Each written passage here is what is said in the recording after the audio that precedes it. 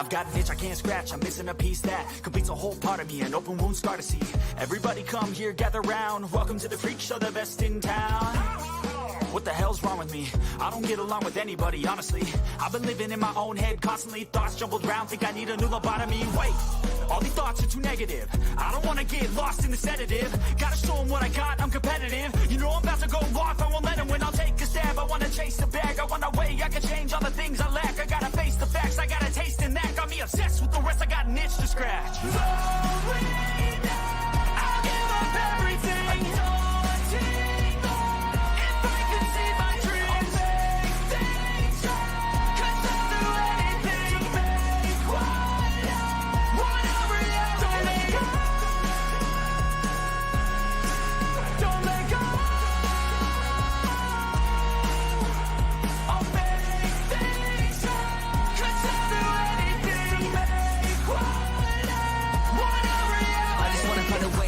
The venom in my brain, running from the past, wanna escape my pain. I just wanna be a better person, I deserve this, I just wanna break these chains. Always destined for greatness, true to myself, I never fake it. Seen no many once, that is so they get famous. And when I say the truth, most really can't take it. In spite of everything I've been through, I'ma make it. Fake friends, but on my downfall is toxic. Day one, started the outlaws for profit. Now all I do is write verses, no talking. All I do is put the work in, no option. This was everything I ever wanted, created a legacy off of me, just being honest. And the fake ones hate, but it's all to no avail. They wanna see me lose, but you know I never fail.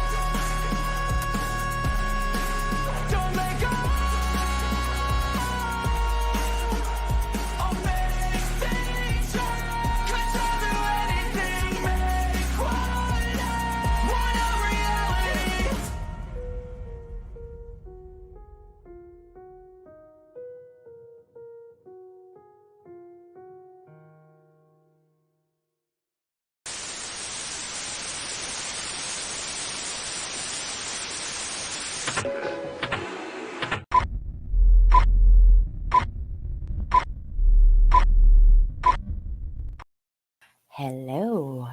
How is everyone? Hello. Dang it. I went from being rapper's wife to his mom. Hello now. Rap, I know I'm about to be 45 in a couple of weeks, but damn. Actually, what is today? Oh, it's the week after Thanksgiving. Yes. So not this coming Friday, but the next coming Saturday. 2 weeks. I'll be 45, rapper. How old are you? I probably am old enough to be your mom, though. Yeah, I fell asleep early last night, and then I woke up at like midnight and stayed up till 4 or 5, and then fell back asleep. But when I was up, all I did was look for videos. And then I found some, and I'm like, I have like 6 upcoming lives with videos for you guys. But Sunday is trivia. We know that, so we have trivia. Also, guys, what is today? Holy schmucks, it is Friday. Wait. Oh, Turtle Island wasn't last night. Don't forget, if you watch Turtle Island, it's tonight on Dolly Vision. Don't forget. And don't forget, I'm on the island too. Okay? So don't let me get kicked off. All right, let's go. If y'all see Forgotten Whispers in here, I need to talk to her real quick. If you see her and I don't. 23. Oh, you're a Cappy. You're a Capricorn, pink boat. I was supposed to be born in January, but I was 6 weeks early and was born December 2nd. So I'm a wonderful Sagittarius. But my moon is in Capricorn, and I know I'm probably boring everyone by talking about this. But yeah, I'm into astrology. All right, let's go. All right, this is, oh my God. And when I have to show y'all, cops getting their ass beat, like bloody beat. Oh man, I can't wait to show y'all that one. All right, let's get into this one. It turned hot again after more than 20 years. The evidence led detectives to one of their own. These are 27 moments when corrupt cops get hit by brutal karma. Disclaimer. Meet Kawana Jenkins. This corrections officer let an inmate make a video while she was doing the most shocking thing imaginable. Kawana faced 11 charges, including 5 counts of violating an oath by a public officer and 1 count of giving an inmate a prohibited item. In the early hours of January 28, 2023, correction officers with the Fulton County Jail conducted a shakedown on the maximum security wing. They seized over a dozen weapons, contraband, and 11 phones. As officers looked through the phones, they stumbled on a video of one of their own, 36-year-old Kawana Jenkins with inmate Jamal Ward. 20-year-old Jamal was awaiting trial for a 2022 murder and OMG. I forgot about this one. Wow.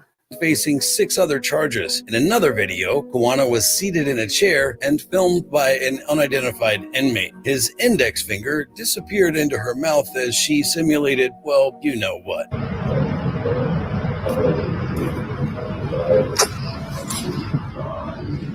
Kawana was promptly fired and placed under arrest. The only person close to her level of nastiness is Joyce Mitchell, and you'll see what I mean soon. Y'all saw that woman? That was a whole CO with that inmate's finger in her mouth. Oh, wow.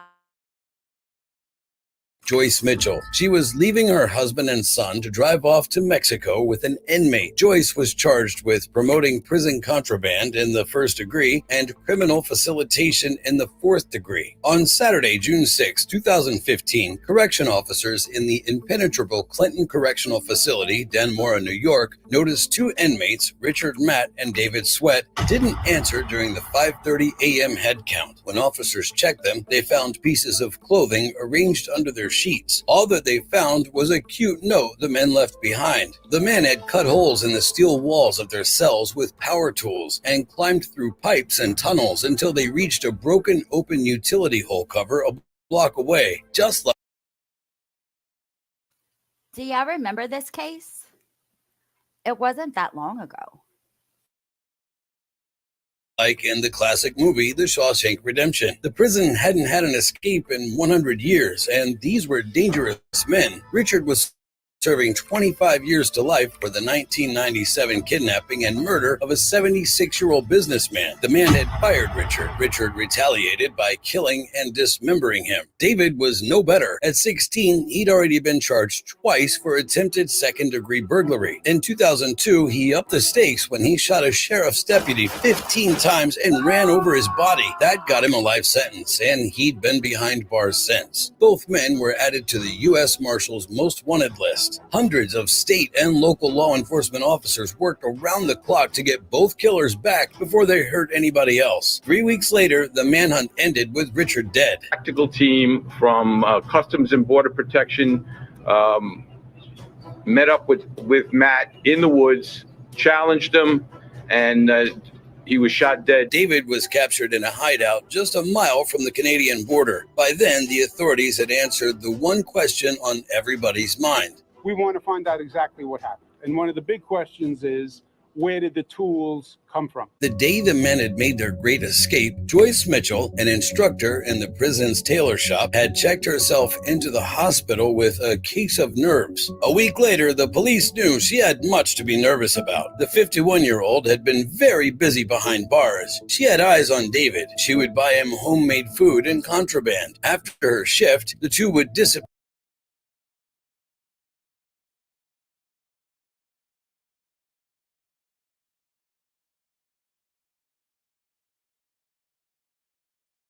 Peer into a sewing shop storage closet for at least a half hour. Surprisingly, David wasn't the only one she was carrying on with. Joyce had a relationship with Richard Matt, sending him risque notes and nude pictures. In time, she convinced prison officials to move David to the cell next to Richard. Before the escape, Joyce snuck in some tools for the men: hacksaw blades, 2 chisels, and a punch. The 51-year-old also planned to meet them at midnight and run away together to Mexico. The officers confronted Joyce with what they knew. Her husband, who also worked at the prison, took to the news supporting his wife. I just couldn't believe it.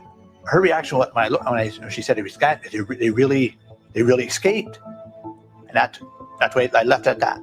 And You've known her for 21 years. You looked in her eyes. Nothing seemed unusual about her expression or her demeanor.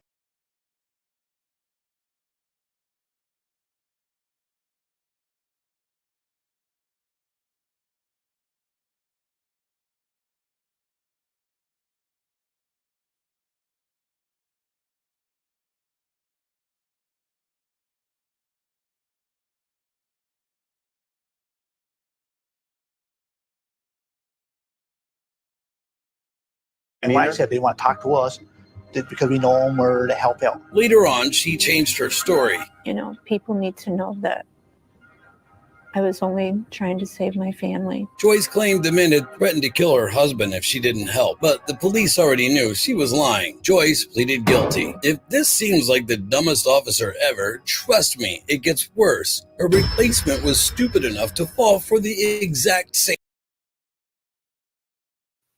Nah. No. Joyce Mitchell's replacement. Was it Joyce? No, it was, what was her name? This other lady? Is it? I don't remember. Her replacement did the same damn thing. Them inmates must really be manipulative. Trick Denise Prell. If the inmates at Clinton Correctional Facility thought Cupid was done with them, they were in for a big surprise. Denise was facing 25 charges, including promoting prison contraband, abuse in the 3rd degree, and 23 counts of official misconduct. In September 2015, just 3 months after Joyce Mitchell helped convicted murderers Richard Matt and David Sweat break out of the maximum security state prison, 39-year-old Denise Prell was hired to replace Joyce as the new training supervisor. Joyce was already serving a 7-year sentence behind bars, and the prison hoped the notoriety. Yo, I didn't know she only got 7 years. Whoa. She brought to the facility was behind them, but they were wrong. In September 2017, the prison was in the news with yet another love affair in the tailor shop. The prison authorities had discovered Denise was having a relationship with a former inmate, Paul Norris. Paul was serving a 20-year sentence for first-degree manslaughter. He'd been transferred to the prison in May. When they questioned the mother of 2, Denise Prell, she admitted everything. Like Joyce, the two met at the tailor shop, and sparks had flown. By the following month, they were writing letters and cards to each other using the moniker Gwen Freeman. Gwendolyn was Denise's middle name, and Freeman, well, you can guess why they came up with that. Call him by the name Gwen Freeman. He says she called him that because her middle name was Gwendolyn, and Freeman was in reference to him someday becoming a free man. Denise even got him a prepaid phone and P.O. box to talk with him when she was off work. Every other week, she gave him cash and even settled a debt he had with another inmate. When Paul was... I know y'all saw all them hundreds. What the hey? was transferred to Elmira Correctional Facility, Denise had visited him, and the two had held hands and kissed. The lovebirds planned to reunite when Paul was freed in 20 years. Denise was soon relieved of her job. A week later, she was behind bars in the same prison she worked in, awaiting to be arraigned. Denise pled not guilty to all the charges against her and turned down plea deals, choosing to go to court. Fast forward to a year later, a visibly nervous Denise was in a Clinton County courtroom, tearfully pleading guilty to all charges. Ms. Prell, your criminality in this matter, which you've pled guilty to, is difficult, if not nearly impossible, to understand in light of what this community went. By then, Denise and her husband had divorced, and he had custody of the kids. Denise claimed the affair didn't ruin her marriage, but she's not holding a torch for Paul either. But this next officer... I need a little bit more information. How much time did she get? 7 or more? just ran out of luck, and her secret affair is about to be exposed in the most humiliating way imaginable. This is Charlene O'Banion. When she got to work that morning, she had no idea the entire prison knew the nasty things that she'd gotten up to. Charlene was charged with improper activity with a person in custody. Correction officers at the Conroe Montgomery County Jail facility in Texas received a tip that a female correction officer, 33-year-old Charlene O'Banion, had been intimate with an inmate in custody. After secretly recording her phone calls, detectives discovered that the object of her affection was 28-year-old Jacob Parker. Jacob was behind bars for possession of a firearm and resisting arrest. He also had an open warrant for theft. On December 17th, 2021, the detectives confronted Charlene about her relationship with Jacob. We were notified of a possible improper relationship between you and Jacob Parker. So we're here for that. I just kind of want to talk to you about it and get your side of that story. Don't know anything about it. I mean, Do you know who I'm talking about? he's in Pod 6. Okay. Charlene appeared shocked. The detective asked if she'd talked to him on any calls. Again, Charlene vehemently denied it. Have you talked to him on any jail phone calls or anything like that? Not at all. Okay. When asked where Jacob's cell block was, she squinted like it was some vague memory. And where is Jacob addressed to you? I think he's in laundry. I've seen him in laundry. I don't think he's out. She quickly made up a rambling story that involved another prisoner. And where would you think that this allegation would come from if there's nothing to it? Well, I had a feeling this was coming. So there was an inmate named Coker, Justin Coker, okay. And he got out of here for I don't know what period of time, and he tried to contact me on Facebook, and he sent me a message, and I blocked him on Facebook. And I guess one time Parker was going back to Equat to use the bathroom, and he was talking like at the window with me, like at Equat, because I was the Equat. He was talking through the window, and I guess Coker didn't like that, which I had no contact with him or anything. And I don't know why, he went up to, I don't know what was said between them, but he went up to Parker and said something, and then Parker ended up going back to the laundry. The detective indulged her, even asking her when it happened, all the while knowing he was setting her up for a trap. Okay. When do you think that happened? Months ago? Okay. Is Coker back in jail? Or?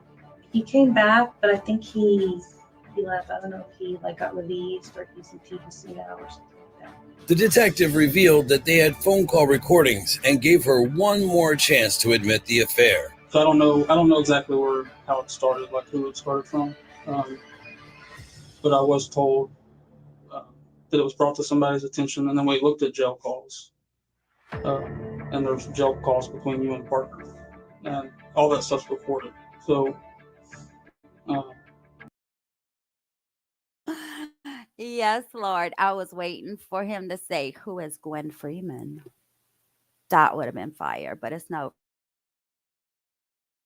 I don't think you're being completely truthful. Well, I kind of know that you're not. And I'm not trying to be rude when I say that. Yeah, no. I'm just kind of trying to lay it out on the table for you. You kind of get one shot at this of being truthful, and perception means a lot in criminal cases and internal cases. It's a huge deal. It sways people to do a myriad of different things, and this is kind of your chance to paint your own image. Seeing the writing on the wall, Charlene changed her story. I guess a few years ago, we talked, and then I ended up here and then he ended up here. I didn't know he was here. It wasn't anything like that. This time, she admitted that they had known each other before she started working at the prison, but she continued to deny being intimate with him. So y'all kind of talking about nature No. now that he's here? Oh, no. Now that he's here, no. Okay. I mean,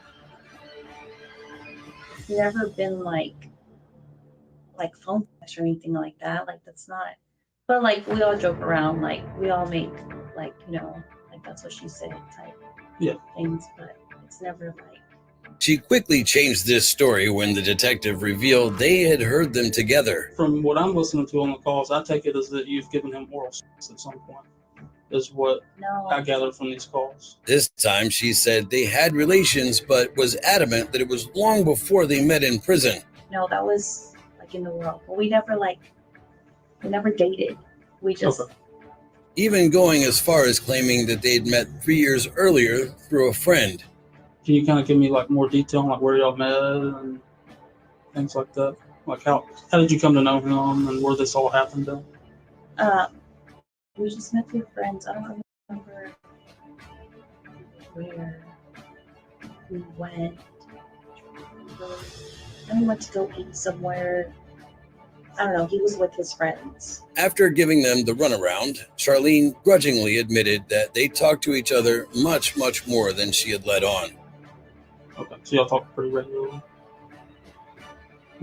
When they asked her about a photograph that she'd mentioned during a call, Charlene brushed it off. I haven't listened to this, but apparently there may be some talk in the calls about like photographs. Have you given him any photographs? I gave him a photograph of his mom, which she had asked for, and of his dog. But she slipped when he asked her about Jacob's side of the story. So what do you think that he's going to say about this? What do you mean the same thing? Like when I told you that we. Y'all saw that, right? Hey, Queen Olive. He said, what do you think dude's gonna tell you? The same thing I told him to tell y'all. Whoops. He's had something going on, a few years back, and he ended up here, and I saw him, and then, obviously, like, he already had my number. So. With Charlene's new story lined up, the detective was ready to confront her with her lies. So initially you said you kind of like played it off like you already knew him.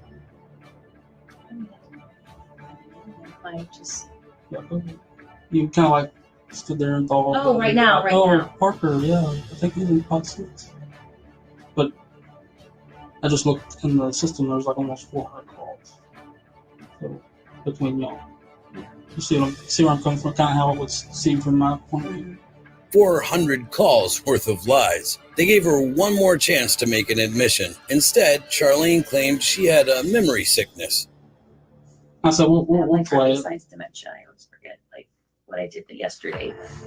Yeah, if I hear it. To knock the bacteria out, the detectives played one of the recorded calls. Hey, baby.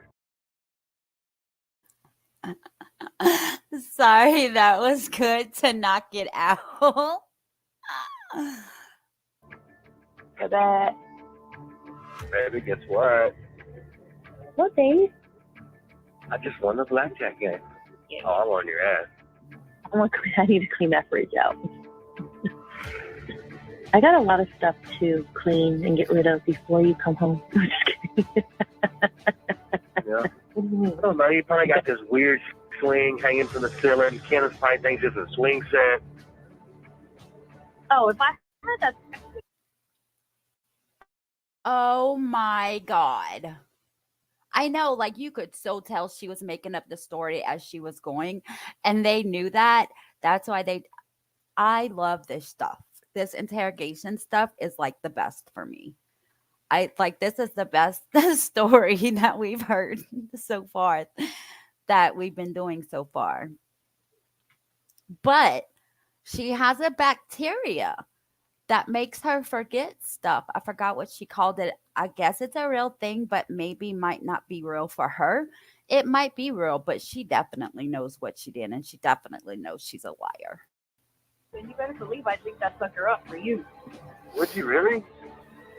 Shit. That's what I wanted to say.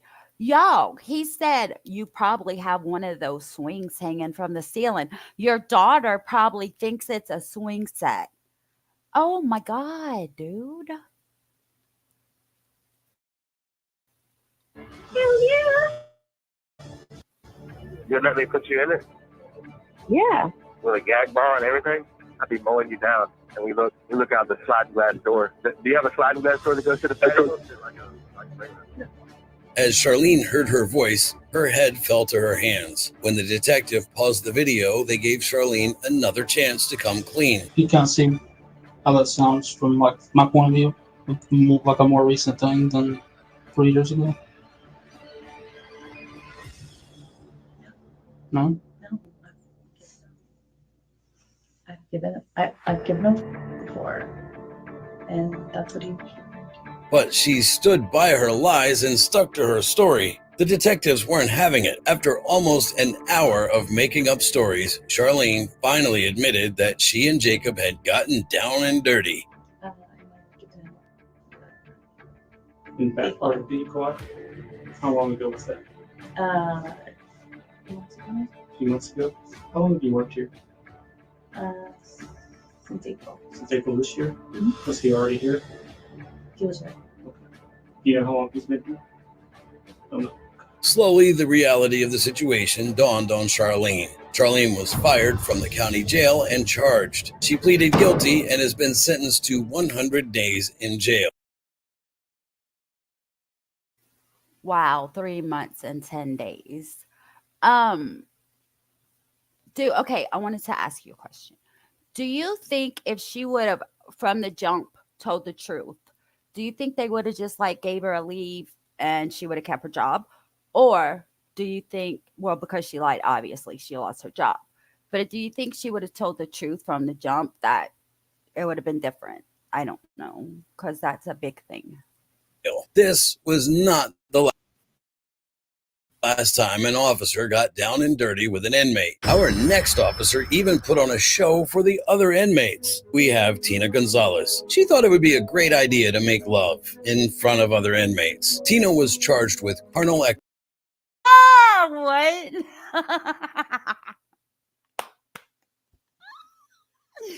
I can't. Oh my God. She got OnlyFans going on in the jail, y'all.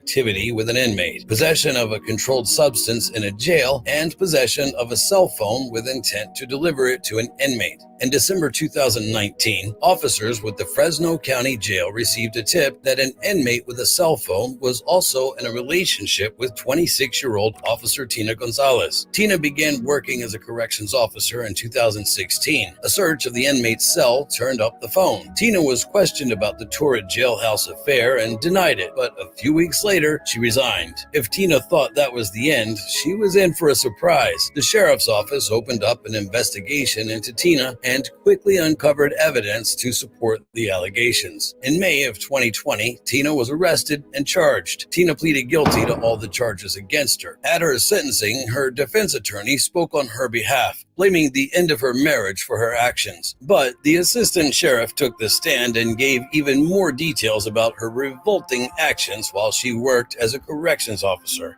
Cutting a hole in your pants to make it easier to have sex with an inmate and having intercourse with full view of 11 other inmates is something only a depraved mind can come up with.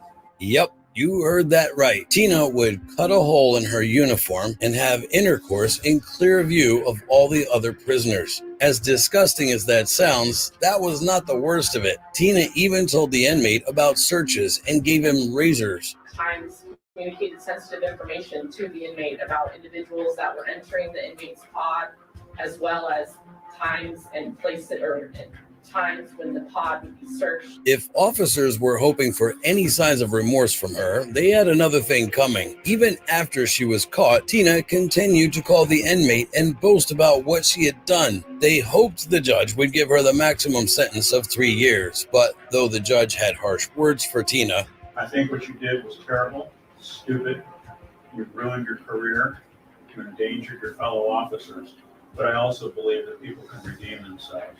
You got the rest of your life to prove that. He sentenced her to 7 months behind bars and 2 years probation. This former corrections officer will serve her sentence at the jail she once guarded.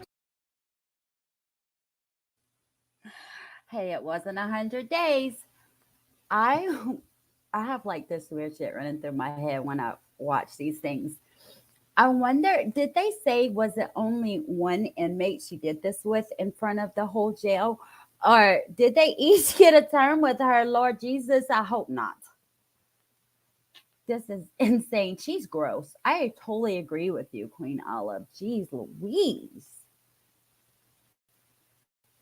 We have Christopher Hayes, a hero turned villain with a very sick kink. Hayes was facing counts of felony false imprisonment and 3 counts of battery. For 4 years, Christopher Hayes, a former Army veteran, had worked with the San Diego Police Department as a stellar officer who served with distinction, even rescuing a woman from a fire, or so they thought. In December 2013, a woman came forward alleging that Hayes had touched and groped her inappropriately during pat-downs while he was on duty. Hayes was upset by the accusation and proclaimed his innocence to anyone who would listen, but an investigation would reveal that there were more women he had assaulted. This is now the 7th woman to come forward alleging Officer Chris Hayes abused his badge since Team 10 broke this story last week. The first 6 women have claimed sexual assault or battery. Not 1, not 2, but 7 victims. They all had similar stories. We were talking and he was like, you know that I could take you to jail. I was like, but I wasn't driving the car. I didn't do anything. He's like, well, if you go down on me, I won't take you to jail. Hayes resigned, saying he felt betrayed by the department. But if Hayes thought that was the end, he had another thing coming. Days later, he was arrested and charged. With his wife standing by his side, Hayes pleaded not guilty. At his preliminary hearing in April, 3 victims described what Hayes had done to them. One woman told the court that Hayes pulled over at a bus stop and offered her a ride. After she entered his car, he told her that he had forgotten to pat her down. Hayes then took her to a secluded area. He does a female pat down, which was the groping of my breast and the groping of my... Another victim said that Hayes had picked her up and taken her to a friend's house, where he proceeded to conduct his version of a pat-down. Then he forced her to stay with him as he made inappropriate comments. The whole thing is obscene. The conversation should have never happened. He should not have been in the driveway talking to me about the color of my underwear. The third woman was drunk and arguing with her boyfriend when Hayes appeared. After handcuffing the boyfriend and sending him off with a threat, Hayes told her that she was too drunk to go home alone and he took her home. But he followed her in and ordered her to lift her shirt. So I lifted both of them and he said all the way until where the bottom of my breast and my nipple were exposed. Then he told her to do the most horrifying thing. He drops his hands towards his growing area and thrust his hips and says, just touch it. The terrified woman did as he said. I'm going to get hurt if I don't listen to him. This is another monster cop. The reason, just like the other day, the reason why people are afraid of cops, especially children. Just definitely another corrupt cop. Bro, I can't stand. And then how many are there? This is witness number 3. I need to get out of here. Hayes' attorney argued that the women were under the influence and their memories could be hazy, but the judge wasn't convinced, and the case was set to... Did y'all notice if he had bushy eyebrows? ...go to trial. Before his sentencing, one of the victims had a chance to speak to Hayes, and she did not hold back. He is a disgrace to the uniforms he has worn. Hayes' wife took the stand, saying her husband would never commit the crimes he was accused of. There are things I may never know the answer to, but what I do know is my husband would not deliberately hurt others. Hayes gave a tearful apology to his wife and his family, barely addressing what he'd done to his victims. I would like to say that I am sorry for anything I have done that has caused anyone pain. I have always tried to help people and do good, so now that I have hurt someone is not something that I'm very proud of. He hoped to get probation and maybe community service, but the judge pulled the rug out from under them and sentenced Hayes to a year behind bars. Hayes wiped tears. That's nothing. He's going to do less than a year. But I want to know, since he just admitted to hurting someone on the stand or wherever he was at his table, I wonder if his wife still stuck by him because she literally just said her husband wouldn't hurt a soul. So I wonder if she still. As his wife burst into tears. The former officer was put in cuffs and taken to jail. If you think that's shocking, wait till you hear what this chief of police said in court. I took the money, and mind you, this does not excuse it, but from drug dealers. But before we get to that, Marcus Eberhardt and Howard Weems. Killing a man because he's too tired to walk sounds crazy, but that's exactly what these two did. Eberhardt and Weems were charged with 1 count each of murder, involuntary manslaughter, and 6 counts of violation of oath by a public officer. On April 11, 2014, East Police responded to a 911 call at an apartment complex. Gregory Towns Jr. was in a domestic dispute with his girlfriend. The minute he saw the police, he ran to the woods, closely followed by the police. But Towns would never come out of those woods alive. His family would find out that he'd been tased to death by the 2 officers in those woods. Towns had rolled down an embankment, was in handcuffs and out of breath. Yet Eberhardt used his taser. You guys, both of them tased him at the same time?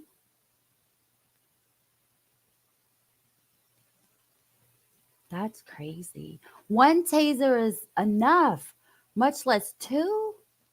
I know, Pink Bow Birdie. But, you know, law enforcement's law enforcement, whether they did dirty or not.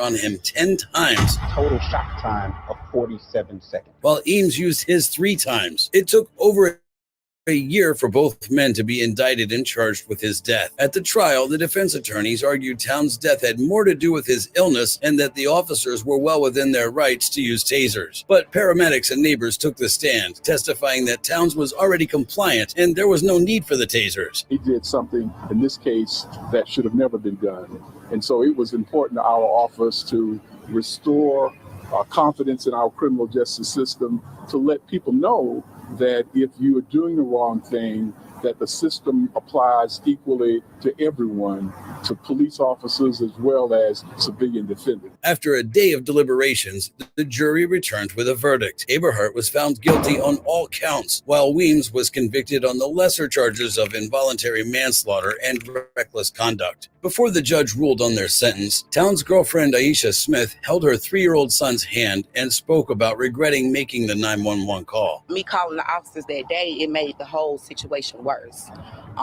You carried a lot of guilt. I carry a lot of guilt to this day. When Weems got a chance to speak, he apologized to the family, but Smith wasn't having it and lashed out in court. I do extend my condolences to the Towns family. Nobody killed her. Nobody killed her. Nobody. She was immediately ordered out of the courtroom and spoke to reporters. I don't want to hear anything he has to say. I just really don't want to hear anything he has to say. Gregory's not here to respond for himself, so I did it for him. Eberhardt was sentenced to life in prison with the possibility of parole, and Weems was sentenced to 5 years. 2 men's stupid actions cost another man his life. You'd think this kind of poor judgment doesn't happen often. Wow, I really felt for that lady with her little son. I don't blame her for her outburst. The fuck you mean you done killed this man and you want to apologize and not?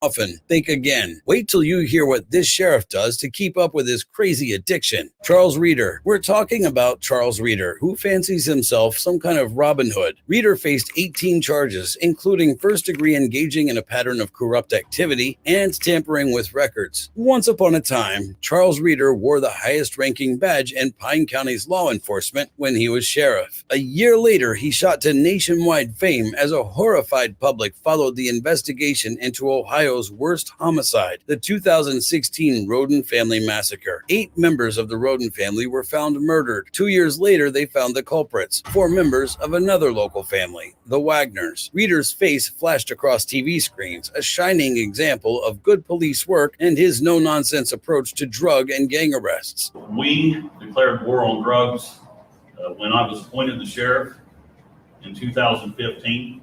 We came together with the Piketon Police Department, the Waverly Police Department to form a Major Drugs and Crimes Task Force.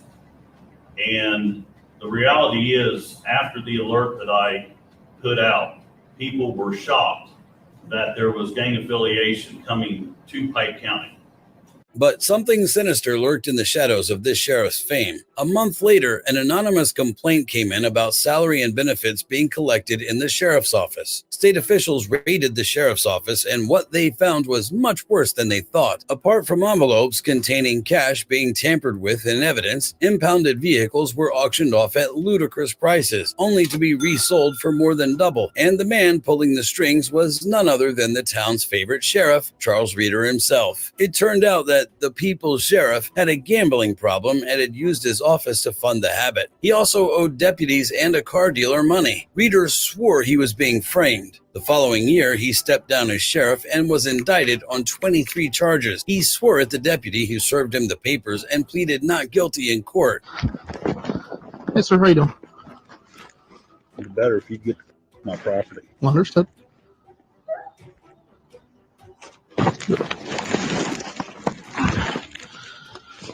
Yes, sir. Vowing to fight the charges against him. But a year later, Reeder pleaded guilty to 5 charges, including theft in office and tampering with evidence. Several people spoke on his behalf, claiming that the job pressures had gotten to him. There's no greater man than Charlie Reeder. Judge Patricia Cosgrove listened attentively as Reeder made a long and tearful plea for leniency. As the sheriff of Ohio, I shed, excuse me, I shed bad light on the office of sheriff. I can only ask that my staff, their families, the community, and my family who is here today will forgive me for the undue stress I caused them. For this, I am terribly sorry.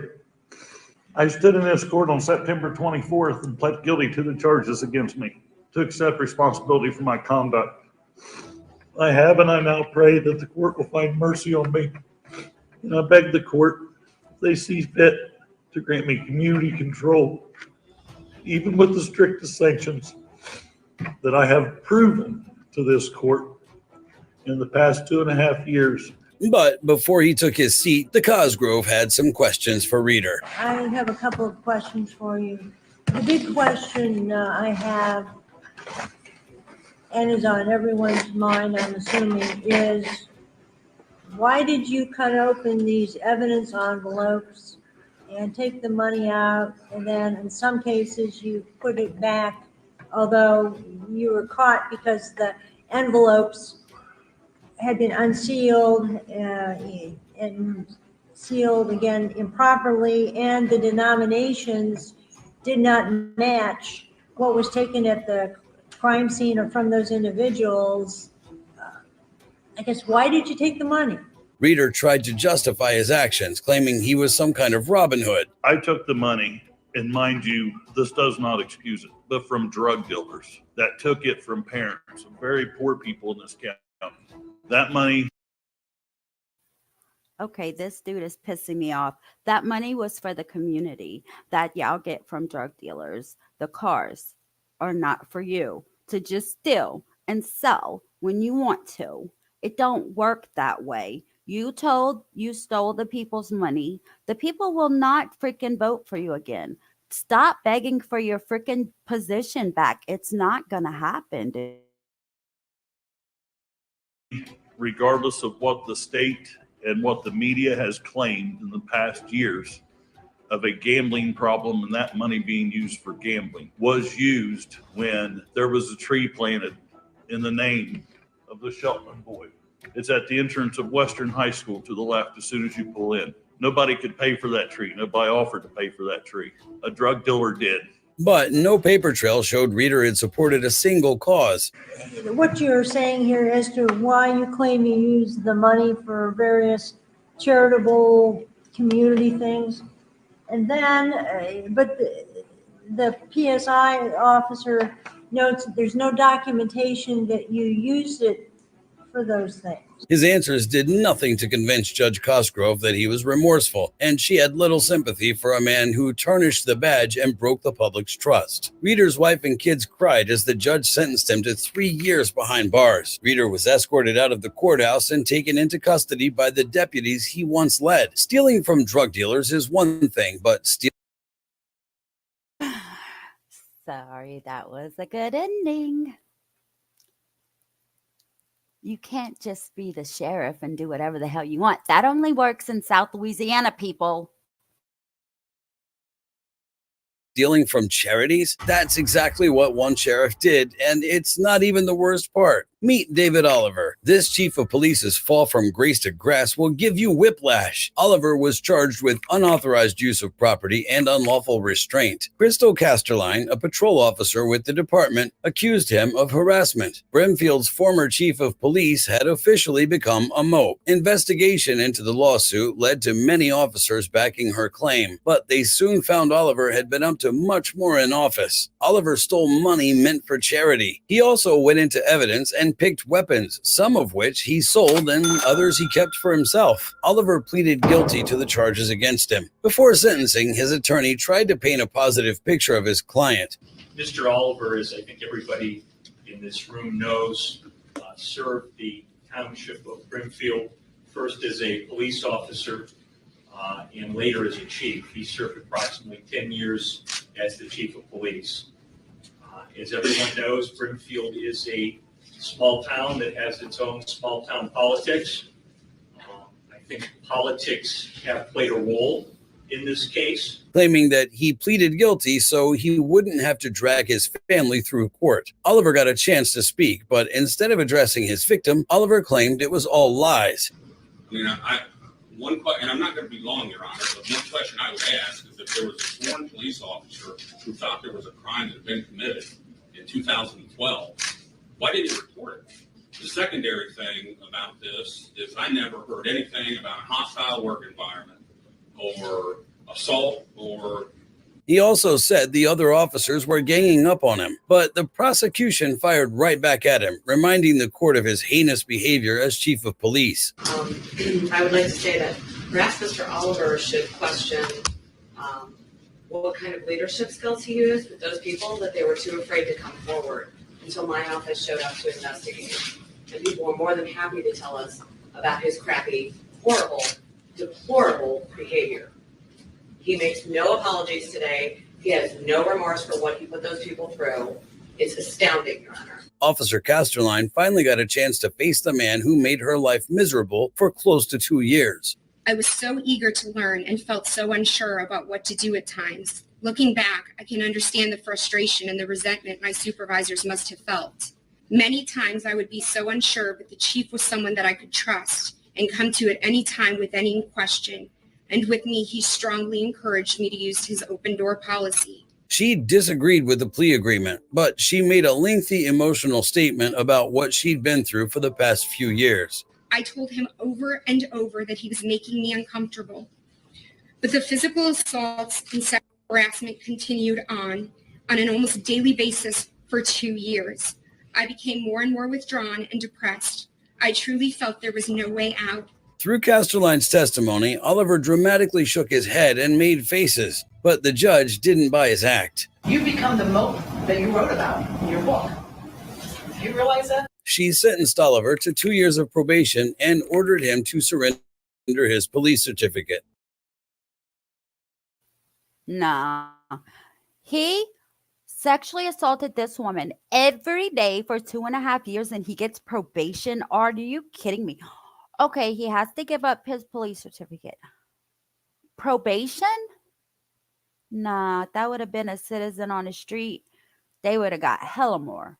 Oliver was also fined and ordered to pay $1,304 in restitution to the charities he ripped off. And this was not the only time officers have been forced to arrest their chief. One sheriff couldn't stop getting arrested, Todd Pate. After getting a lenient sentence for a severe crime, you'd think this sheriff would be a little less arrogant. You'd be wrong. Pate faced 9 charges, including first-degree assault, operating a motor vehicle under the influence, and 4 counts of wanton endangerment. On March 8, 2019, a 911 call came in at the Breckinridge County Sheriff's Office. The driver had fled the scene. Officers later found a damaged truck and the county sheriff, Todd Pate, in the nearby woods trying to hide beer bottles. Pate reeked of alcohol. His eyes were bloodshot. His speech was slurred, and he could barely hold himself up. And this was not the first time he'd been arrested for a DUI as sheriff. Back in 2015, Pate had been arrested for DUI and reckless driving. All he got was a fine of $800. He wasn't going to get away so easy this time. Pate was charged and indicted on multiple accounts. A shocking fall from grace for a sheriff who'd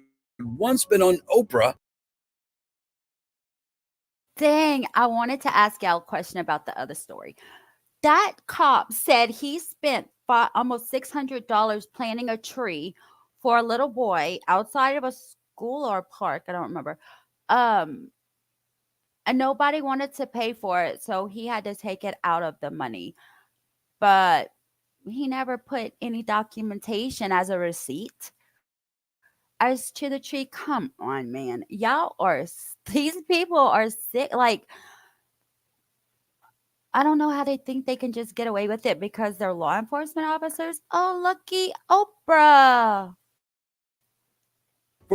For his exemplary police work, Pate agreed to a plea deal that would give him a sentence of just 75 days. All he had to do was plead guilty. Easy peasy, right? But things didn't quite go as planned. In court for the hearing, Judge Janet Crocker had begun addressing the court when she noticed Pate was busy doing something else.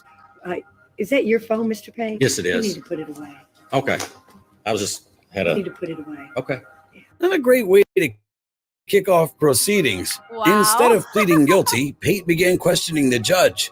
Your desire to change your plea from not guilty to guilty. Do I have to answer that yes or no, or can I make somewhat of a statement? That is a yes or no answer, sir. I have the opportunity to say anything further. If it is your intention to change your plea from not guilty to guilty, then I will take your plea, and certainly you'll have an opportunity to make any statement that you want to make. But if it is not your intent to enter a guilty plea at this time, then I'm going to set your case for jury trial, and you're going to stop wasting my time and everybody else's time. Ma'am, I'm not trying to waste your time. Then is it your intention to enter a guilty plea at this time or not, sir? No. Crocker ignored Pate's tantrum and talked to the prosecuting attorney. Your Honor, we would move to revoke the defendant's bond at this time. We took part in a lengthy mediation. We agreed to continue this case 2 months to hear this plea today. I think we've inconvenienced the entire court system by canceling the pretrial date and continuing this matter for 2 months for him to resign from office. So we would He would be taken back to jail if he didn't decide, but Crocker gave Pate another chance. Mr. Vowles, would you like some additional opportunity to meet with your client this afternoon before we proceed at this time? I don't believe it'd do any harm. I'll make it very, very quick. I know we've already delayed the court, and I'll report back within a couple of minutes. Okay, I'll give you another 10 minutes for that. All right, thank you. Thank you. 10 minutes later, the court was back in session, but Pate was still insisting on being allowed to complain about the first-degree assault charges. Can I say a few things, or? I need to understand what it is that we're doing just here like today, the Mr. court. Pate. Yes, I had every intention of coming in here today and entering a guilty plea based on the mediation that we had. It's very difficult for me to enter a guilty plea to felony-related charges that I've been in law enforcement for 25 years, and never have I ever charged someone with felony charges on a situation pertaining to this that was similar to this. And boy, did he talk. At a point, his lawyer had to butt in and explain why he should keep quiet. If I may interject, just if you intend not to enter a plea, don't say very much about the case. Because what you say here under oath will be used against you. But Pate continued to go on and on and on and on and on. It's difficult for me to enter a guilty plea for a lot of reasons. And I don't want this court to think that I am trying to minimize, take away from, or deflect any responsibility that I had in this situation that occurred.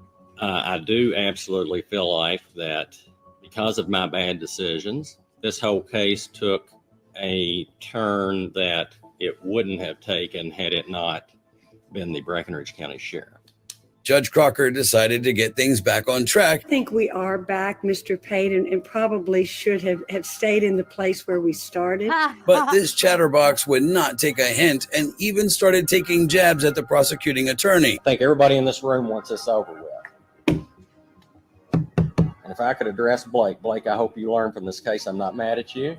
I'm not in any way upset with you. Mr. Pate, Not that it we matters. have reached that point now. Okay. This is either a yes or no. Are you going to enter your plea or not? I guess everybody thinks it's funny. Certainly not the people who I think are here with you today, Mr. No, they don't. I've broken everybody's heart. But it's hard for me when I see Mr. Chambers sitting over there smiling. Finally, Pate agreed to plead guilty. Let me just plea and get it over with for everybody. Plea to something that I absolutely do not feel good about, but I don't want you to try to send me to the penitentiary for years and years. But the judge's patience with Pate had run out. Probably I think we're unusual, done. but At let's this do it. point in time, I think we're done. And so let me tell you where I think we are today, is that we have executed plea documents. Whether or not Mr. Pate has the right to withdraw his plea now that he's executed those plea documents remain to be seen. Pate was taken to jail and held without bond. After spending some time in jail, Pate pleaded guilty and served his sentence of 75 days behind. You've got to be kidding me. The way he was to the judge and to the prosecutor and his attorney was just like, dude, shut up. He only got 75 days. Bruh. With credit for time served. So I wonder how long he was actually, no. Yeah, he was being held without bond, so he pled guilty. And then, all right. I wonder how long he actually served, if it was more than 75 days for credit for time served. Bars with credit to time served. Giovanni Crespo. Crespo faces 6 charges, including aggravated manslaughter and official misconduct. On the night of January 28, 2019, Gregory Griffin was pulled over for speeding. The officer reportedly told him to turn off the engine during the stop, but he didn't comply. Sir, turn off the vehicle. Turn off the vehicle, sir. Turn it off.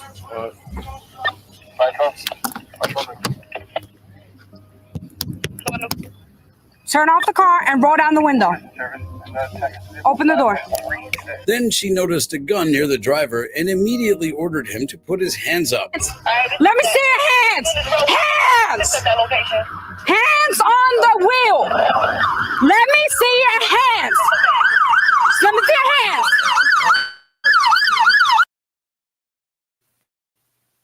Does he have his hand on that gun? Oh, really? Are you being serious, rapper? Y'all think he got his hand on his gun? That woman is scared. I would be too. Shit. The passenger's like, hey, I ain't got nothing to do with this. I don't see his other hand, y'all. Instead, Griffin put his foot on the pedal and hightailed it out of there.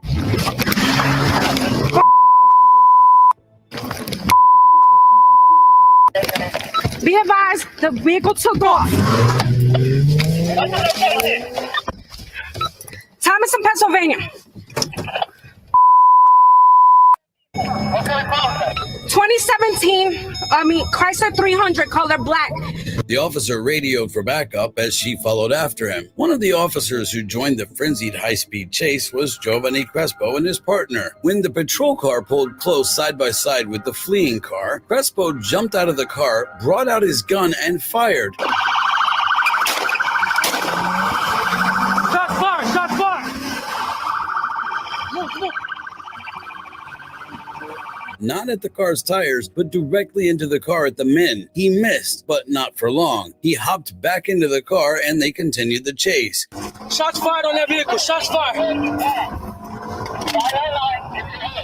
He repeatedly urged his partner to drive faster. Oh, come on. At one point, his partner even told him to relax. No, get in. Relax, bro. It must have been the opposite day because Crespo pulled that stunt again.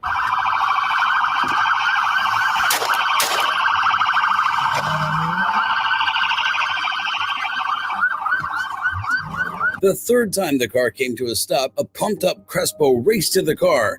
Stop! He barely ordered them to stop the car before he shot through the passenger side. Stop the car! Get down!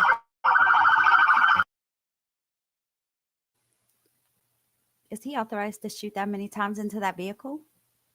Because they keep taking off and they have a gun? Get out the car! Hitting both men in the head, killing Griffin, and severely injuring his passenger, Andrew Dixon. It should be under his legs. Does anybody fires a weapon here? No, no. Later, as more officers arrived, Crespo kept telling everyone what he'd just done over and over and over. I shot him in the head. Back up, back up, back up, back up. Get the gun. I shot both of them. I shot both. You good? Yeah. I shot both of them here. Okay, right and then, After reviewing the footage, the department determined that Crespo had used excessive force. He was immediately suspended from the department and arrested. During the trial, Crespo's defense attorney argued that Crespo was a superhero. This law enforcement officer saved lives that night. End of story.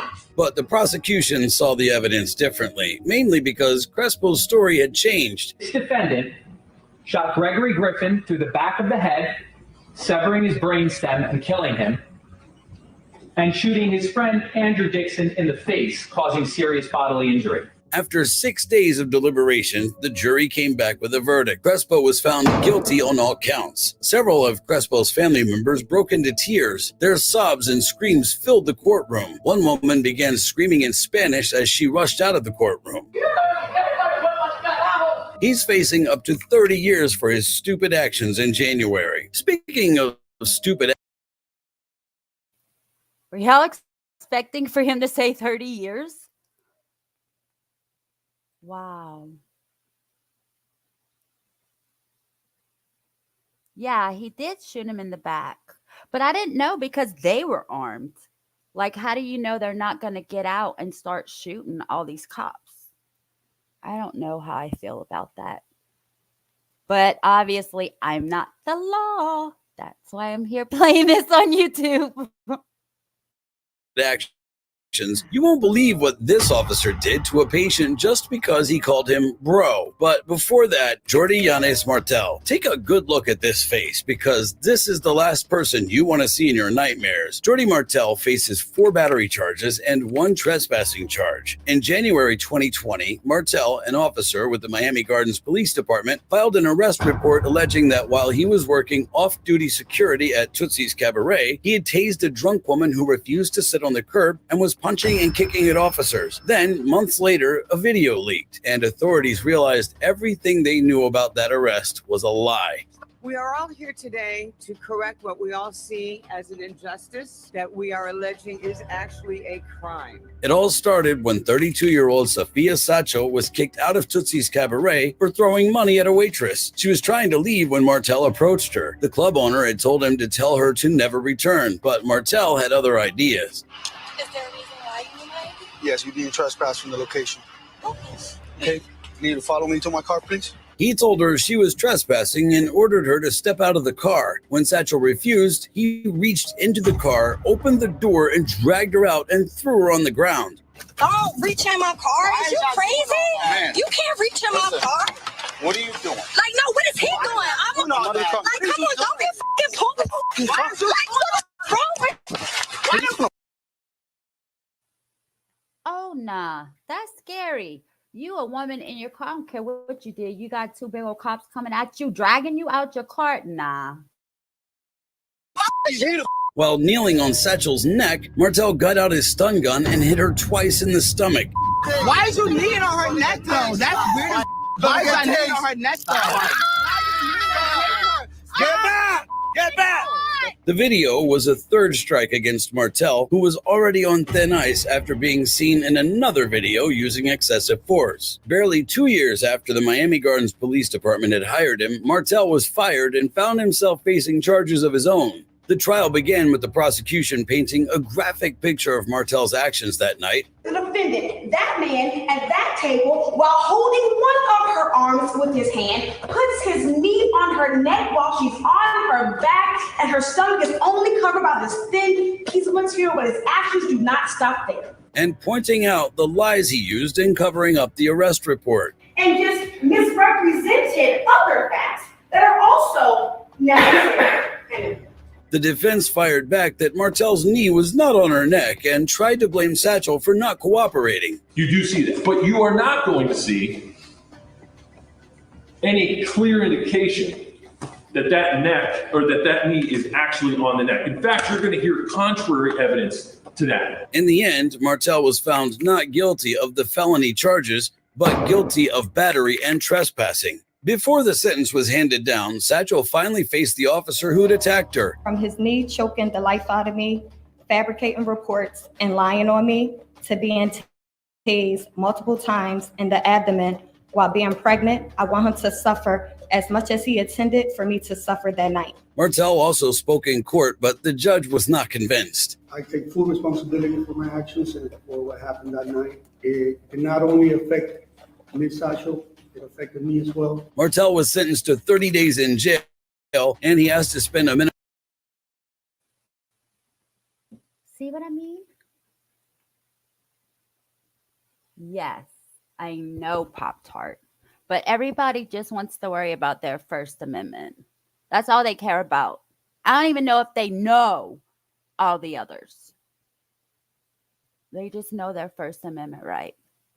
So I wanted to say earlier, that cop that got 30 years, they deliberated 6 days. That's a long time. And he got 30 years. This dude, are you kidding me right now? He really hurt that lady. And there ain't no doubt in my mind that he really put his knee on her neck. Come on now. Just look at history.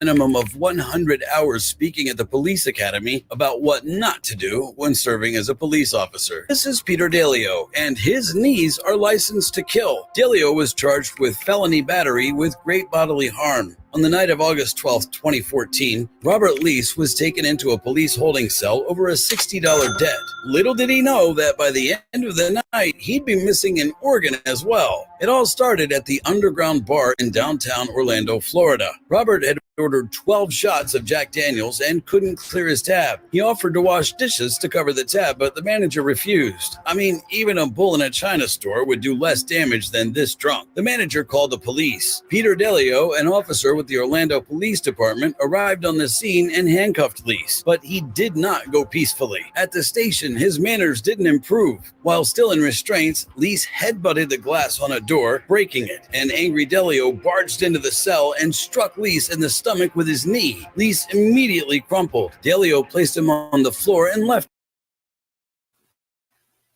Look, everybody says, why use a gun? Just use your hands. Throw hands like you used to do back in the day. Oh, wait, hold on. Him there. Lease shouted for help 35 times, but the officers ignored him. That's what I wanted to say. Okay, so throw hands, not knees. Don't throw your knees. Cops love to throw knees. Throw hands. Don't you know how it goes? Or your hands aren't strong enough. Him talking and laughing outside the cell. An hour and a half would pass before one officer walked in asking why he was causing such a racket. When Lease was taken to the hospital, the doctors found out he had a ruptured spleen and was bleeding internally. He was brought in the nick of time. A few minutes more and he would be dead. Both officers were fired from the department, and that was only the beginning for Delio. He was also charged with battery. Delio pleaded not guilty and took the stand, defending his actions that day. But the video clip was much more compelling to the jury, and he was found guilty. His elderly parents took the stand and cried as they begged for leniency.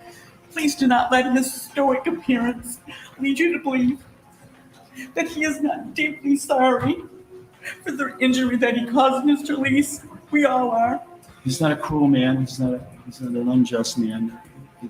He was just in the wrong place at the right time. With the writing on the wall, Delio went from proclaiming his innocence to admitting he'd made a mistake. I understand why the jury made the decision they did. It's clear to me why they did. I was wrong, and I caused your injury, sir. And I am deeply sorry that I did, and that you had to suffer through that. The judge invariably sentenced him to 51 months in county jail, followed by probation. Then he would complete an anger management class and pay restitution. On March 8th, 2020. That was a lot. I don't know if he still is, but that guy Chauvin that did that to George Floyd, I think that's the cop's name. He was here in the prison here because we have federal here too, and state and county, of course. But he was here. I don't know if he still is for his appeal. I never cared, like I never even checked on an update or him or not, but I don't know if he still is or not. But yeah, he was waiting for an appeal. I hope he loses and just spends the rest of his life in jail, because you can't do people like that, bro. I don't care who they are. You just can't do people like that. And you can't do people like that, especially because they're of a different color than you. This is so sickening. I can't stand people. That's why I'm on YouTube. I can't stand people in real life. But I love y'all. An auditor visited a county courthouse in Buchanan, Iowa to ask questions, explore the building, and talk with employees. Suddenly, he was accosted by a sergeant demanding for his ID. Huh? No, I think I came from downstairs. You have an ID, sir? Yeah, I do. Can I see that, please? Oh, certainly. But this cop had no idea what he was getting into. He pulled card. No, your real ID. Yeah, this is. No. After card on the officer. Right here, the D. What's that? I'm sorry. You know, I got to say something. Derek Chauvin. Yeah, I couldn't remember his first name. That cop's trying to give the other cop his D. Oh, a snap. I got the ID. Who only got angrier and angrier and finally demanded that the man leave. Time to go. Let's go. You need to leave. Excuse me? Don't touch me. But the man wasn't ready to leave yet and made it clear to the officer. What crime did I do? I'm here to get papers. Let me see it. No, you could look right here. Excuse me? Didn't you already get your papers? I think you need to slow your roll right now. When the officer realized that the man would not meet him downstairs, he made the humiliating journey back upstairs, joined by another deputy. A terse exchange followed, with both officers looking on as he thoroughly dressed them down. You work for me. No. You work for the people. Do you live in Buchanan County? It's none of your business. What's so funny, little boy? Why can't you just respect our rights? What's the First Amendment? Do you know? Didn't think so. You like the Broncos? No, I like freedom is what I like. Apparently you guys don't. You're still free, aren't you? Not by you. You want to be a little tyrant. Hey, get out of the public building. I haven't. Hey, he went upstairs. Yeah, because you're not going to. And if you do, guess what? We'll have fun in court. Clearly, they had no grounds to force him to leave, but instead of letting him go, the sergeant continued to stay there, asking the man to leave. Okay. That's bad. You're a poor leader. I've asked you to leave. Unfortunately for him, the man wasn't ready to go yet. For what crime? I did nothing wrong. I literally just got a passport, and you're over here harassing me. For what? I'm not harassing you. Yes, you are. Hey, did you already go upstairs? Leave. You gotta leave. Finally, the sergeant's supervisor arrived. He turned out to at least know a thing or two about the law. The man explained everything that had happened since he'd been accosted. You want to know what happened when I came in here? Guess what? I'm being so polite to everybody. I go in here, go in the clerks. I ask them, hey, what services do you guys provide here? And you know what? I got a passport information right here because this is what I'm looking for. I'm here to go in all these offices. And this guy right here, he should not have stripes for one. That's disgusting how you treat the public. Two, he's yelling at me. Hold on, little man. Number two, I'm in here to check out the public building. Public. Don't forget that. The captain swiftly de-escalated the situation. Captain, is this what do you accept this behavior? What do you need? Well, I've just got here. I'm going to each one of these buildings, asking what services they provide. I'm getting certain things, like I just got a passport info because I'm going to fill it out and get a passport. And I'm here checking out the building. Then I get harassed by this deputy. Well, check out the building. Exactly. Why couldn't we do that in the first place? So you have no problem? No. Exactly. Do you have a problem now? Captain says it's fine. Yeah, and he says it's fine because maybe, he appreciates the Constitution. Just don't interrupt or go back into the place that you're not. Exactly, and I don't. Exactly, and I don't. The man couldn't help but take a few more digs at the sergeant and the deputy before going on his merry way, leaving the officers to lick their wounds, embarrassed and humiliated. Go home, maybe just check out the Bill of Rights because you don't know it. Thank you for your life. Yeah, no problem. And thank me for my service too, because your service is not good. Nothing screams higher. Pop-Tart, how crazy is that? You just said people need to know their rights because there's plenty that people don't know about. And then this next story, this dude pops up, asks that cop if he knows his First Amendment rights, and he's like, "You like the Broncos?" That was funny how they just brought it up like that. When you go home, go read your Bill of Rights. Authority than superiors putting underlings in their place, or cops getting mad because they don't know the law. What is your name? Me. Are you threatening me? But before we get to that, let's see these two blockheads conduct the shortest traffic stop in history when they realize who was behind the wheel. On June 19th, 2017, a woman on her way home from teaching at a Florida law school was pulled over by two officers with the Orlando Police Department. Without saying a word, she calmly handed over her state ID. He asked what agency she worked in, and the woman replied with 4 words that would take his day from good to bad. What agency you with? I'm the state attorney. Okay, all right. Very bad. Aramis Ayala was Florida's state attorney. As the officer returned the cards and repeated what she said, the implication of who he had just pulled over had dawned on him. Suddenly remembering his manners, he stuttered out as he tried to explain why they pulled her over, ending with the words, "We're good now." Thank you. Your tag didn't come back. Never seen that before. I'm sorry? Yeah, we're good now. Ready to walk away, but she wasn't done yet. So it was. We ran a tag. I've never seen it before. A Florida tag. It's never come back to anything before. So that's the reason for the stop. They tried to brush it off, claiming her tag didn't come up, but she still wanted to know why they needed to search it. What was the tag run for? I'm sorry? What was the tag run for? Oh, we run tags all the time, whether it's at traffic lights and that sort of stuff. That's how we figure out if, cars are stolen and that sort of thing. The officer stumbled over an explanation, but she hadn't run a traffic light and they weren't looking for a white stolen car. So he quickly brought up something about her car's tinted lens, which he couldn't even check. Also, the windows were really dark. I don't have a tint measurer, but that's another reason for the stop. Aramis smirked and immediately asked for their cards. Do you guys have cards on here? Yeah, 1 second. Actually, this isn't my car, but I can write my name down if you'd like. In the terse silence that followed, the officer cleared his throat, gulped, and even started breathing heavily before retreating to their car. Lucky for these two officers, he wasn't in the mood to get anyone fired. Unfortunately, the next officer did. That was so cool. They didn't know what to say at all. Didn't have luck on his side. On November 13, 2019, a 17-minute video of Deputy Constable Daryl Jones accosting two shoppers in a parking lot went viral. The day before, Aaron Joseph and his cousin, Durrell Cunningham, were shopping at a Nordstrom store in Indiana when they noticed an officer staring at them. He even followed them into the parking lot and tried getting their plates. As Aaron circled back to confront the officer, Durrell turned on his camera. Immediately, the officer got out of his car and started shouting for their license and registration as soon as he was within earshot. For what?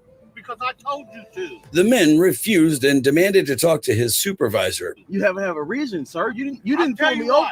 But you didn't pull me over. Get the license out, or I'll hit for a backup, and I'll take your you out of the car. Call your driver's license. Call your supervisor, sir. Get your driver's license out right now. Call your supervisor. But the officer didn't reply. Instead, he threatened to call for backup. He couldn't even explain why he wanted their ID, and that's not even the worst thing he said. What do you need my ID for, sir?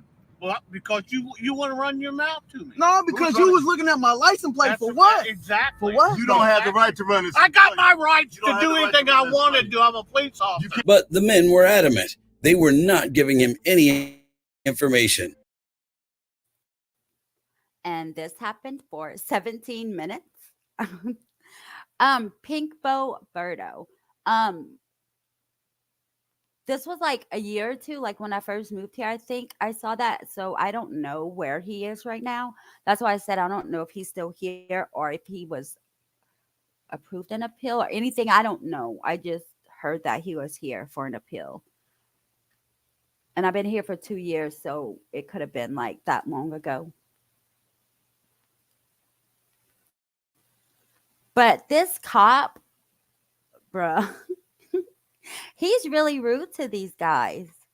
And he hollered at them for 17 minutes. So, this pot-bellied nincompoop called for backup. You can't lock me up. Control top 3315. We're asking you to call a supervisor, sir. Yeah. I'm telling you, we're not getting a supervisor. After a brief back and forth, the men asked why he wanted their information. This time, the officer came up with something extraordinary. I don't mind showing you my driver's license, but what is your reason that you're asking? Because. Why? Because you're acting suspicious. About what? We was.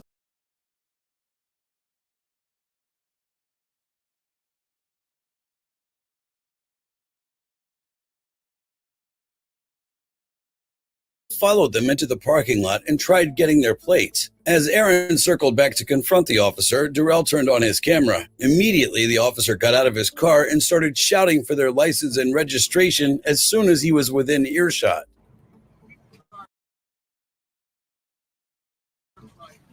For what?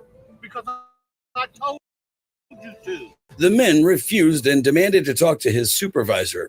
You haven't have a reason, sir. You didn't pull me over.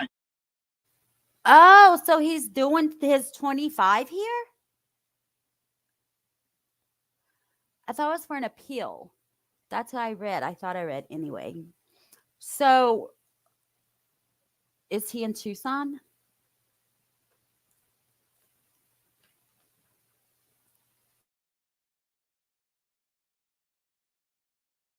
But you didn't pull me over. Out, or I'll hit for a backup and I'll call your supervisor. Call your supervisor, sir. Get your driver's license out right now. Call your supervisor. But the officer didn't reply. Instead, he threatened to call for backup. He couldn't even explain why he wanted their ID, and that's not even the worst thing he said. What do you need my ID for, sir? Well, because you want to run your mouth to me. No, because you was looking at my license plate for what? Exactly. For what? You don't have the right to run this. I got my rights to do anything I want to do. I'm a police officer. But the men were adamant. They were not giving him any information. So this pot-bellied nincompoop called for backup. You can't lock me up. Control top 3315. We're asking you to call a supervisor, sir. Yeah. I'm telling you, we're not getting a supervisor. After a brief back and forth, the men asked why he wanted their information. This time, the officer came up with something extraordinary. I don't mind showing you my driver's license, but what is your reason that you're asking? Because. Why? Because you're acting suspicious. About what? We was in there shopping. I said, show me your driver's license. What is the suspicion, sir? Get your driver's license out. You can't Just state show the me your suspicion. driver's license. That's all I want to say. You're not explaining. All right, I'm just going to say it. Yeah, I'm in Tucson. Okay, that's it then. So he's going to do his 25 years here. Okay, that's what it is. I knew he was here, but I thought I read for an appeal. I guess not. I wanted to say something about this guy right here. Oh, yeah. I'm just going to go ahead and say it. I don't give a shit. Can two young black guys not shop at this store? I think it was Nordstrom. Do they not have black people shop at this store? Because this is what this cop, that's the vibes he's giving me. To me, you didn't pull me over. You jumped out your car and asked me, "Did I want to?" Investigation. What are you investigating? You just see me in there shopping. I paid. I paid for everything that I bought. Get your driver's license out. Sir, Show me your driver's license. I'm not going to argue with you no more. I'm not okay? arguing. I'm trying to understand Show me something. the other car gets you. I'm going to take both of you out, and I'm going to tow your car. Can you give me your name? Your failure to identify. I'm not. You have no reason. You have Show no me your reason to driver- pull me over. Show me your driver's You license. didn't even pull. You're not even behind me. You jumped out the car and told me Exactly. to stop. You stopped right here. We weren't in traffic. So we were Give me pulling out your of a driver's parking spot. license, or I'm going to tow your car. You're not going to tow anything. the car, sir. You're not going to tow a car. Step it up. Call 911 I am. on my phone. When they asked him what he meant by suspicious, he couldn't explain what he meant and claimed it was for an investigation. Then the officer revealed that he was off duty, which made the stop all the more suspicious. We asked for a supervisor. You did not understand. I'm not going to get a supervisor. I'm asking for your name. I'm off-duty employment. You're off duty? Exactly. I cannot deal with this guy, y'all. Now he's off duty employment. And he's doing an investigation on what? How people crawl in a parking lot? Look where you are, dude. You're not on the road. What are you investigating? So ask him for their receipt, dude. Like, what in the hell? Exactly. Off-duty employment. The officer resorted to persuading, saying he would let everything go if he didn't find anything. If you don't got no warrants or nothing, you're gone. I don't have no problem. What is the reason that you're stopping me? When the men told him that they wouldn't let it go, the officer threw a tantrum, screaming into the car. And if your driver's license check out, I'm gonna let it go. Oh, it's not going to be let go. I don't care what. Sir, what is don't your threaten name? me. Are you threatening me? It's not going to be let go. Are you going to threaten me? Are you crazy? Why you got your You hand gonna threaten in here? a police officer? Why you got your hand on the window? I'm not scared of you. I'm not worried about you. I I'm haven't not done worried anything. about you We either. ain't broke no Get your laws. driver's license out right now. We have not I'm broke about no to, laws. sir. Can you give me your name? Get your driver's Name? license out. Can you identify Get your yourself? driver's license Can out. you identify Get yourself? your driver's license Can you out. identify yourself, sir? You see who I am? You see my badge? What's your But name? what is your name? Get your driver's What is your license. name, sir? The terse exchange continued.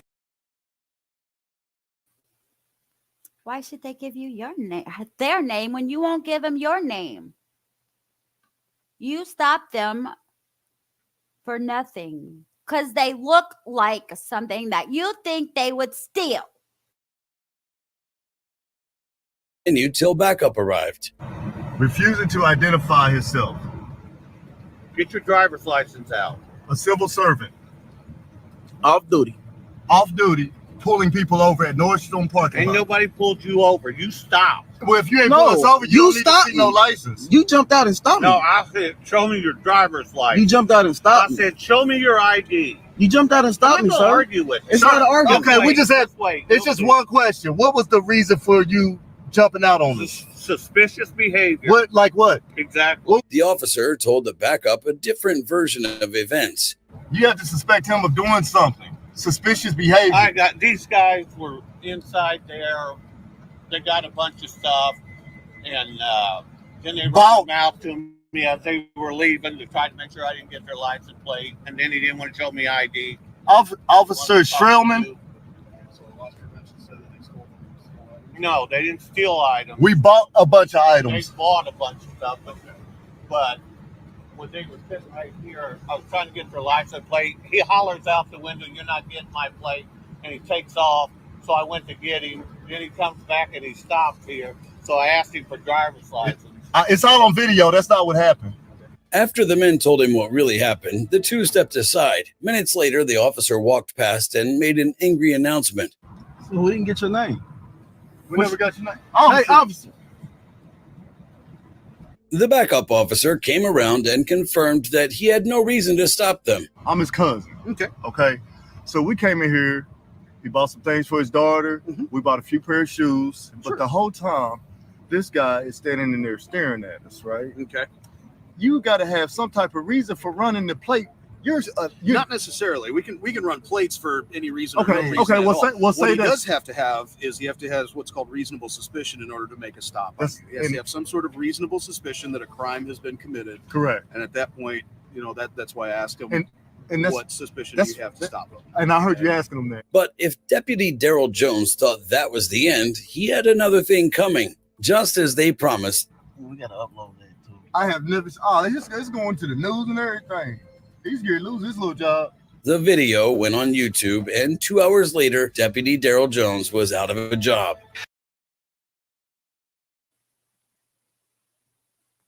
17 minutes fighting with these guys out of his precious life, and he was totally wrong and got sent away and then lost his job. Good for you. Oh my God, I just paused it right on the spot. Local woman says she was a victim of vomit fraud.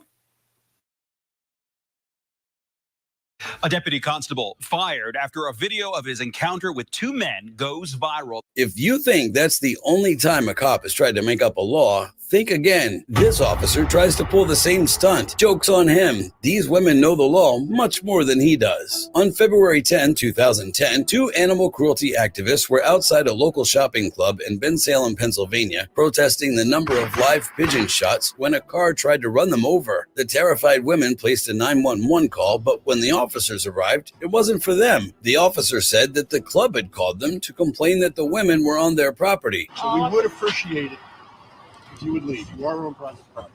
Supporting a long-held belief that the club was in cahoots with the Bensalem Township Police Department. But that's another story. Officer Joseph Blickley immediately requested that they turn off the audio of their cameras. Do you have the audio on those cameras? Yes. Okay, would you mind turning the audio off?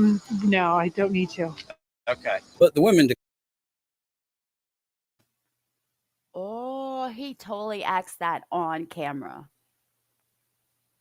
Wow. Oh, really? Well, don't they do like this big do they do a big extensive background check like all the other government jobs? I know when my dad and my mom worked, my dad was a CO at the prison in Eloy, and my mom worked in the office, and they went back all the way to like their first grade teacher. It was crazy.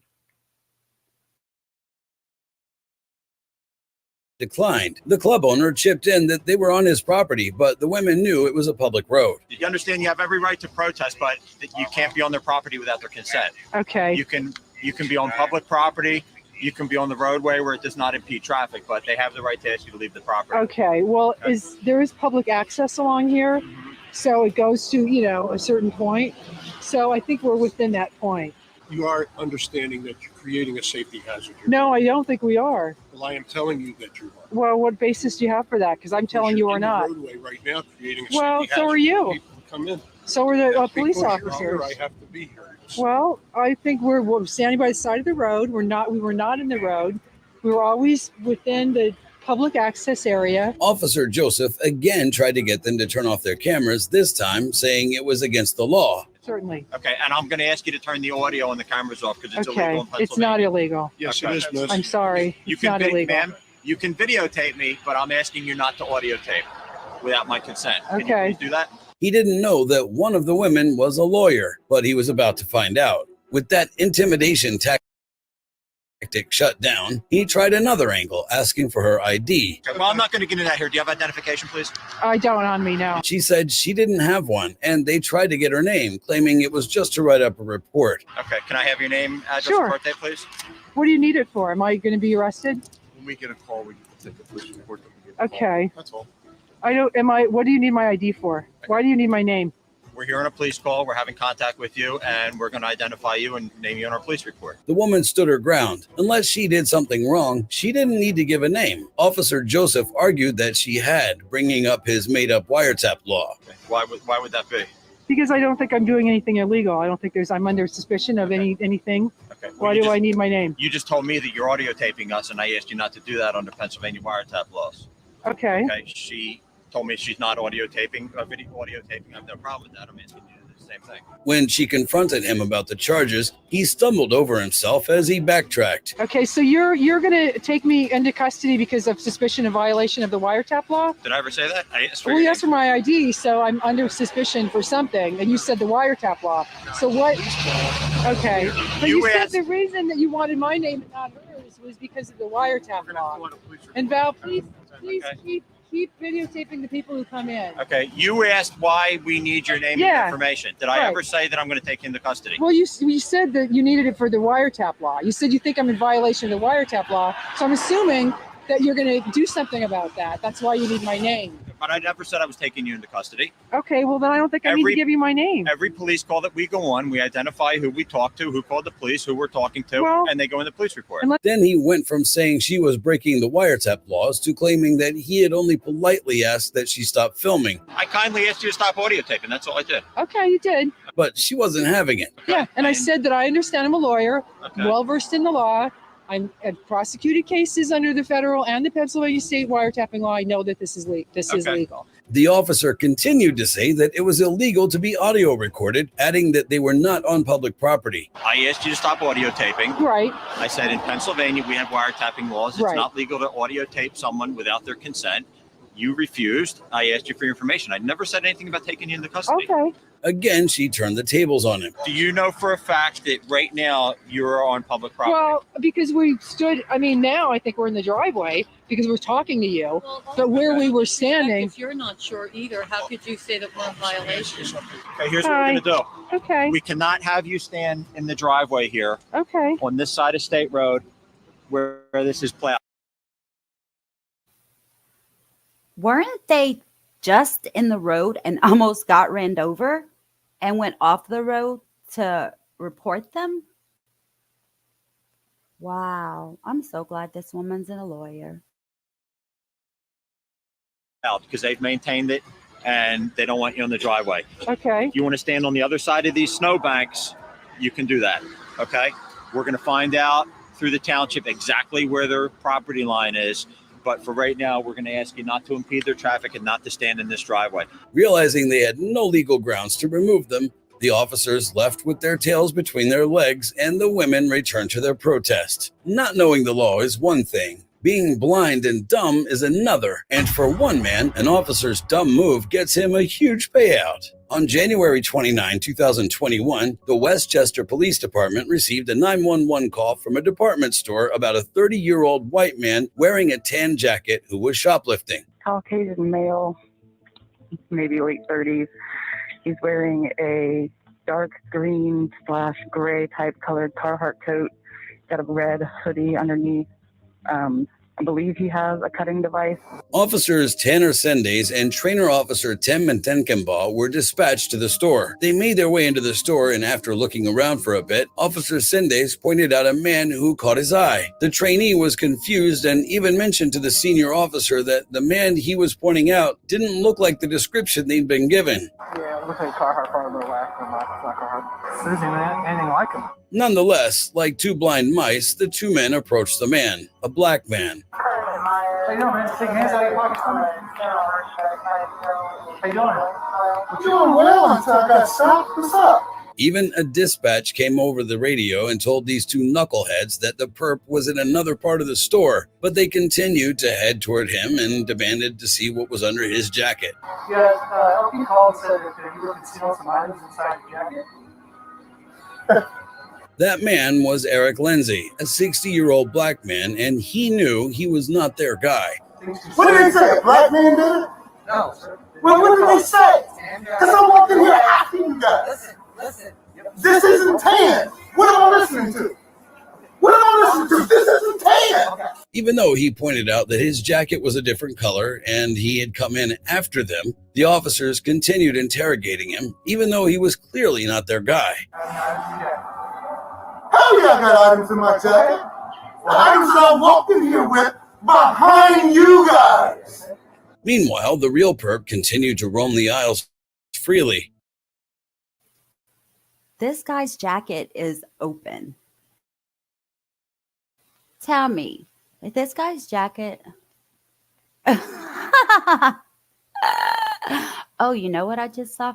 Paper Cut Tina finally went live about her life experiences. They must follow Bullhorn Betty. Yeah, like, dude, if he was stuffing stuff in his jacket, like, wouldn't it be all like falling out and stuff? I don't know, maybe not, but still. Finally, the dispatch came over the line again and told them where the suspect was. This time they listened, but another officer found the guy and made the arrest. I'm gonna give it to you. That's not no tan jacket. They whole wrong for that. This dude got a mask on his face. Well, the other one does too, but it was like a medical mask, not like a ski mask thing. Yeah, back here. I just want to make sure. All right. As you can see, it looked nothing like Eric, which only made him angrier, and he did not mince words with Officer Sindes. Oh, okay. Yeah, it doesn't have to. Unless I have a tan jacket on and an orange hat. Neither of which happened. The police chief tried to play down the incident and made excuses, but both officers were eventually given administrative warnings and sent for retraining on field interviews. That wasn't enough for Eric. They made a mistake like that, and it was truly a mistake. What kind of people are you hiring and giving a gun to? He later sued the police department, and they reached a settlement out of court. Westchester trustees agreed to pay thousands of dollars in a settlement. The city will pay $28,000 to Eric Lindsay. At least something good came out of it for Eric. This was not the only time officers made mistakes and refused to back down. 6 officers were about to be humiliated on national TV when they wouldn't stop searching this guy. Tron West was driving in his car in Homewood, Pennsylvania on the afternoon of January 16, 2023, when a police cruiser suddenly pulled him over for not using his signal before making a turn. I turned my turn signal and made the left. He turned his lights on and told me the reason why he stopped me was because I didn't turn my turn signal on.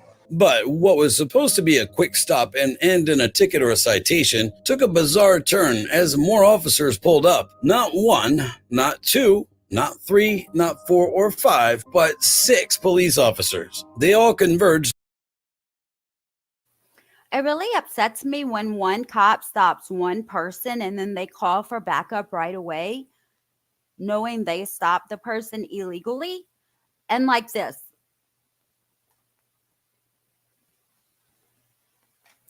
And sometimes it's women that they have 6 cops on one woman. I just don't understand it.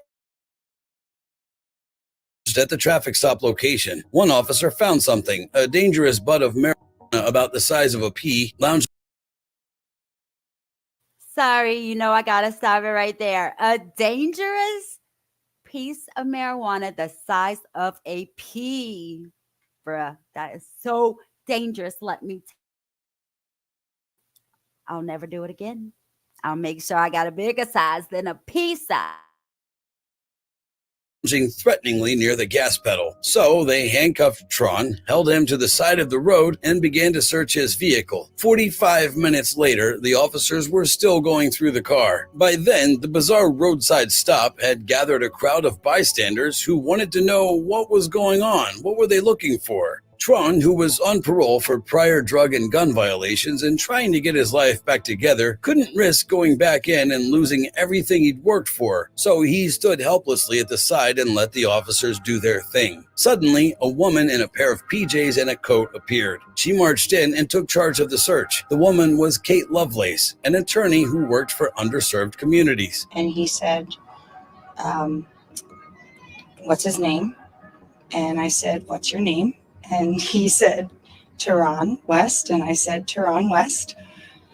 And he asked Teron if I was his lawyer. And I said, do you want me to be your lawyer? And Teron said, yes. Someone had told her about the viral video, and she immediately got behind the wheel, drove straight there, and introduced herself. Mere minutes later, the officers wrapped up, and Tron was released with just a warning, thanks to one lawyer in PJs.